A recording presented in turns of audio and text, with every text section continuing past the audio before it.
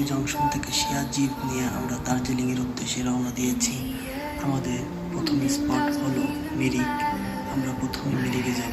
নিজেকে একটু ক্যামেরা বন্দি করলাম, কারণ অনেক জার্নি হয়েছে রাতে। অনেক চা বাগান, পাহাড়ের নিচে, উপরে, পাশে অসংখ্য চা বাগান। আসলে আপনারা এখানে না আসলে বুঝবেন না যে আল্লাহর সৌন্দর্য কতটা সুন্দর। আঁকাবাঁকা মেঠো পথ, পাহাড় কেটে রাস্তা, অসাধারণ দৃশ্য। সামনে যতই যাই না কেন ততই মুগ্ধকর হয়ে যাচ্ছে, মেঘ, বৃষ্টি, পাহাড় কেটে কেটে রাস্তা। দেখুন কি সুন্দর রাস্তা, পাহাড় কেটে তৈরি করা।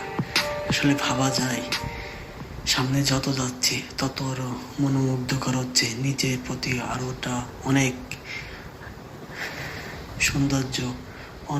সৌন্দর্য। দেখুন নিচের দিকে কত নিচে মানুষের বসবাস। এখানে পাহাড়ি লোকজন থাকে, বিশেষ করে নেপালিয়ান লোকজন থাকে। নেপালিয়ানদের তত্ত্বাবধানে এই মিরিকে লেকে এই যে আমরা চলে এসেছি। ডান পাশে অনেক দোকান, খাবার দোকান। এই যে আমরা আস্তে আস্তে লেকের দিকে যাচ্ছি মিরিকে।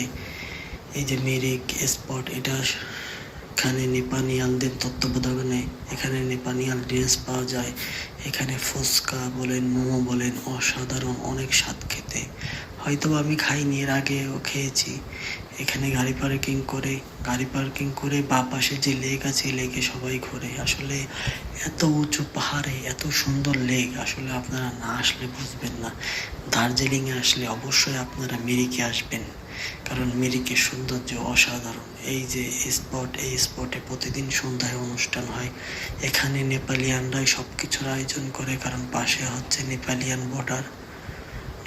বর্ডার এবং নেপালিয়ানদের তত্ত্বাবধানে এই মিরিক লেক।